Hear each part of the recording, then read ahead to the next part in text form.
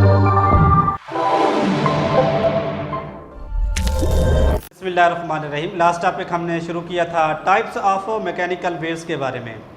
तो उसकी दो टाइप थी, एक लॉन्गिट्यूडनल वेव्स और दूसरी है ट्रांसवर्स वेव्स।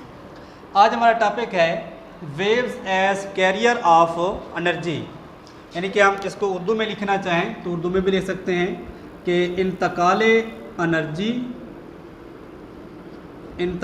एनर्जी बाज़रिया वेव्स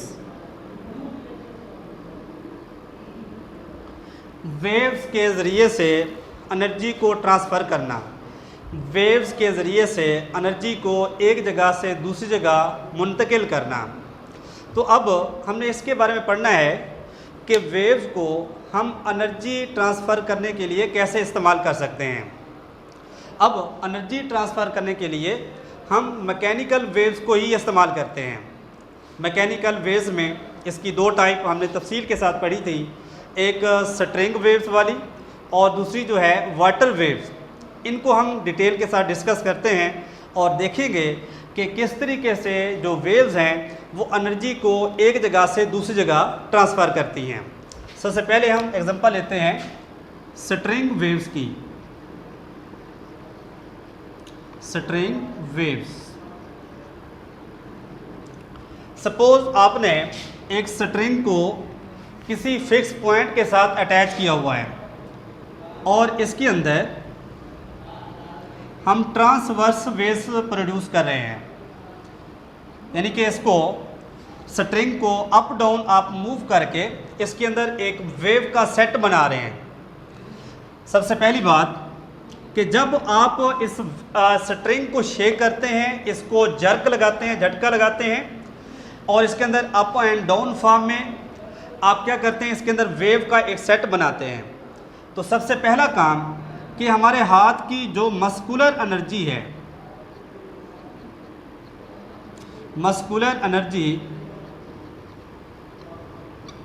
वो ट्रांसफ़र होती है इस स्ट्रिंग के अंदर, यहाँ पर, और जिसकी वजह से अगर हम इसको मुतवातिर अप डाउन मूव करते रहें तो इस तरीके से वेव का एक सिलसिला शुरू हो जाता है अप एंड डाउन फॉर्म में या ट्रांसवर्स वेव्स की शक्ल में। अब अगर हमने इसको चेक करना है कि एनर्जी जो है वो एक जगह से दूसरी जगह ट्रांसफ़र हो रही है, सबसे पहला काम कि हमारी मस्कुलर एनर्जी ने इसको वेव की शक्ल बनाई, ट्रांसफर वेव की शेप में इसको लेकर आया। दूसरी बात कि अगर आपने इस एनर्जी को फील करना है, खुद से महसूस करना है, तो आप क्या करें कि दोनों साइड पर दो अशखास को खड़ा कर दें, एक साइड पर इस रस्सी के किनारे को पकड़ ले, दूसरा दूसरी साइड पर। तो आप क्या करेंगे, जब आप उसको फ्लिप करते हैं, झटका लगाते हैं या उसको हिलाते हैं तो उसकी वजह से इस तरह की वेव्स बनेगी। जो दूसरा शख्स है, जो दूसरी साइड पर उसने पकड़ा हुआ था, उसके हाथ को भी झटका महसूस होगा। तो इससे क्या ज़ाहिर होता है कि एनर्जी जो होती है वो एक साइड से दूसरी साइड पर मुंतकिल होती है। दूसरी बात कि अगर आपने एनर्जी की कैपेसिटी को देखना है कि एनर्जी किस सूरत में ज़्यादा हो सकती है, किस सूरत में कम हो सकती है, तो ये डिपेंड करता है उसके एम्पलीट्यूड पर कि जितना वेव का एम्पलीट्यूड ज़्यादा होगा, डिपेंड अपॉन इट्स एम्पलीट्यूड, कि जितना आप वेव बड़ी बनाएंगे उसके अंदर एनर्जी जो होगी उतना ज़्यादा होगी, जितना उसका एम्पलीट्यूड कम होगा, जितनी वेव छोटी होगी, जितना आप उसको कम स्लो फ्लिप करेंगे, झटका लगाएंगे, उतना ही उसके अंदर एनर्जी जो होगी वो भी कम होगी। मतलब ये सारा का सारा डिपेंड करता है किसके ऊपर, एम्पलीट्यूड के बारे में। अब एम्पलीट्यूड के बारे में भी आपको मैंने बताया था कि एम्पलीट्यूड जो होता है किसी भी वेव का, वो होता है उसके पार्टिकल की movement from mean position to extreme position, यानी कि इसके बॉटम से लेकर टॉप तक इस वेव की ऊंचाई, इस वेव की हाइट, इस वेव की जो लंबाई है, हम उसको एम्पलीट्यूड का नाम देते हैं। कि मतलब कि जितना बड़ी वेव होगी, जितना उसका एम्पलीट्यूड ज़्यादा होगा, उतना ही उसके अंदर एनर्जी ट्रांसफ़र करने का ज़रिया सबसे ज़्यादा होगा। अगर आप छोटी वेव बनाते हैं, कम एम्पलीट्यूड वाली बनाते हैं, तो उसके अंदर जो वेव्स हैं उसकी जो एनर्जी है वो उतना ही कम होगी। दूसरी बात, ये तो एम्पलीट्यूड की बात की, और दूसरा ये है कि इस मीडियम के जो पार्टिकल्स हैं एनर्जी तो ट्रांसफ़र करते हैं, लेकिन वो अपनी जगह को छोड़ते नहीं हैं, अपनी जगह पर फिक्स रहते हैं, अपनी मीन पोजीशन पर कायम रहते हैं। यानी कि पार्टिकल्स ऑफ द मीडियम जो है, पार्टिकल्स ऑफ मीडियम रिमेन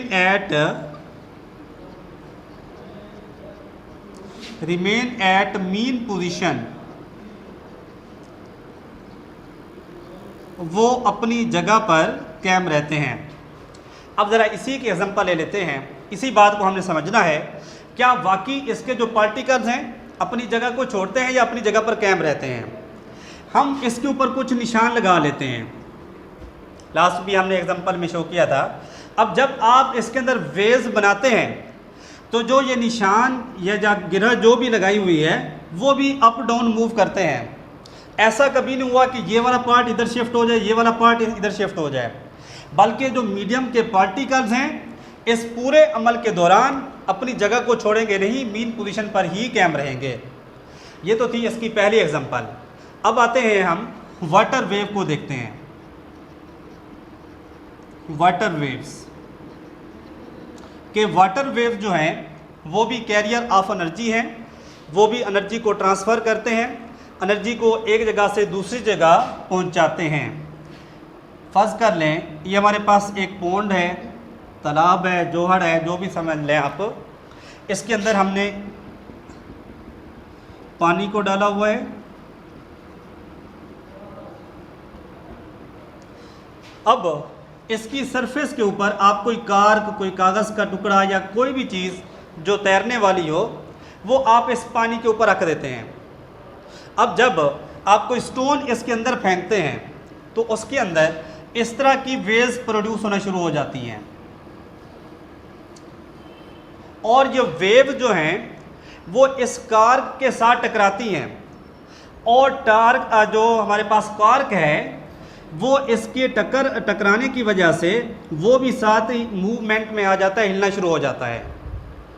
अब इस एग्जांपल से हमने क्या समझा कि वेव, वाटर वेव जो हैं, जो आपने स्टोन फेंका था उसके अंदर जो डिस्टर्बेंस पैदा की थी, उन्होंने वेव को एक जगह से दूसरी जगह ट्रांसफ़र किया, एनर्जी को एक जगह से दूसरी जगह ट्रांसफ़र किया। तो इस वेव के रास्ते में जो भी चीज़ आएगी वो एनर्जी उस चीज़ के अंदर मुंतकिल हो जाएगी। इस कार का हिलना हमें ये साबित करता है कि इन वेव्स के अंदर ऐसी एनर्जी थी जिसने इसको मूव किया, इसको हरकत में लाया। या इसी तरीके से अगर आप देखना चाहें इसके पार्टिकल्स की मूवमेंट को, ये वाटर वेव्स जब ये वेव्स ख़त्म हो जाती हैं, पानी बैक एंड फोर्थ या अप एंड डाउन मूव करता है, उसके बाद ये आहिस्ता आहिस्ता वापस अपनी असल पोजीशन पर आ जाता है, दोबारा रेस्ट की फॉर्म में आ जाता है। इसके पार्टिकल जो हैं वो अपनी जगह पर कायम रहते हैं, अपनी जगह को छोड़ते नहीं हैं, मीन पोजीशन पर रहते हैं। यानी कि इस पूरे अमल के दौरान हमने ये दो बातें सीखी हैं। एक तो मीडियम के जो पार्टिकल्स हैं वो अपनी जगह पर रहते हैं, दूसरी बात कि जितना ज़्यादा एम्पलीट्यूड होगा उतना ही एनर्जी ज़्यादा होगी, जितना उसका एम्पलीट्यूड कम होगा उतना ही इसके अंदर एनर्जी भी कम होगी। आप छोटा सा पत्थर फेंकते हैं उसके अंदर कम वेव्स पैदा होंगी, जबकि उसके मुकाबले में आप बड़े वाली ईंट उठा के फेंकते हैं तो उसके अंदर उतना ज़्यादा डिस्टर्बेंस ज़्यादा पैदा होगी, बड़ी वेव्स बनेगी, एम्पलीट्यूड जिसका ज़्यादा होगा उतना ही वो एनर्जी को क्या करेंगे, ट्रांसफ़र करेंगे। अब आते हैं हमारे नेक्स्ट टॉपिक पर, वो है जी relation between velocity, frequency and wavelength.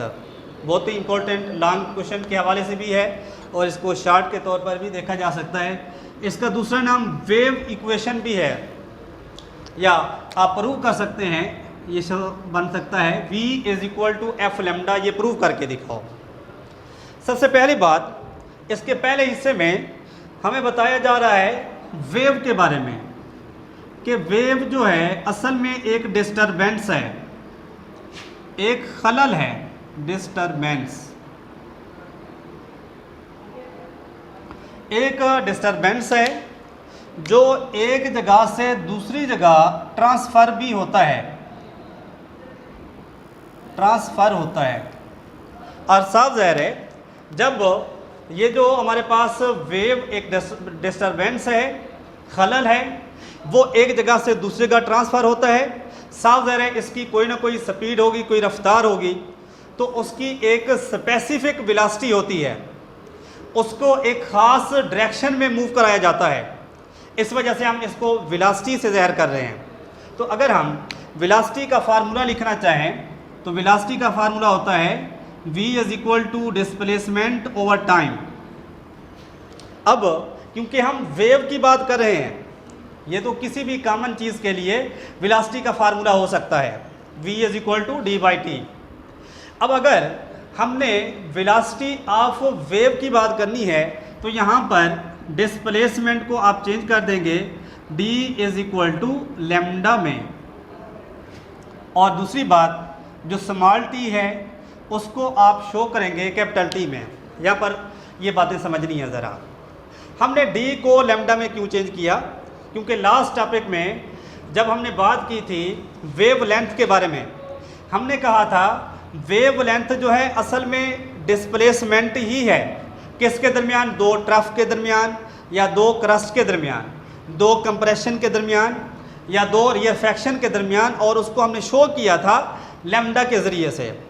अब क्योंकि हम बात कर रहे हैं वेव की, तो इस वजह से एक ख़ास जो स्पेसिफिक सिंबल है वेव के डिस्टेंस के लिए, तो हम उसको लैम्डा के साथ शो करेंगे, और जबकि स्मॉल t को हमने शो किया कैपिटल T के साथ। और ये टाइम पीरियड है कि कितने सेकंड के अंदर वेव बनती है, वेव को बनने के लिए कितना टाइम दरकार है, उसके लिए हम उसको शो करेंगे कैपिटल D के साथ। अगर हम इसको इक्वेशन नंबर 1 का नाम दे देते हैं तो ये रिप्लेसमेंट करेंगे कि स्मॉल d की जगह पर आप लैम्डा पुट करेंगे, स्मॉल t की जगह पर आपने पुट करना है कैपिटल T। तो इक्वेशन बन जाएगी v is equal to lambda by capital T। इसको हम नाम दे देते हैं इक्वेशन नंबर 2 का। अब हमें पता है जो टाइम पीरियड होता है वो फ्रीक्वेंसी का रेसिप्रोकल होता है कि capital T is equal to 1/f के बराबर। तो अब इस कैपिटल T की जगह पर आपने इक्वेशन नंबर 2 में 1/f पुट कर देना है, तो ये बन जाएगा लैम्डा 1/f आ जाएगा।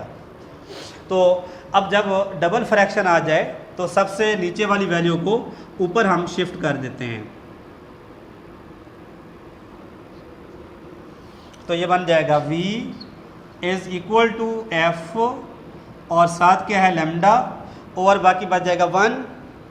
ओवर के नीचे 1 की वैल्यू नहीं लिखी जाती, तो ये आ जाएगा v is equal to f lambda के बराबर। इसी को वेव इक्वेशन कहा जाता है। और अगर इसी में से फ्रीक्वेंसी की वैल्यू निकालनी हो तो आप लैम्डा को दूसरी साइड पर शिफ्ट कर सकते हैं।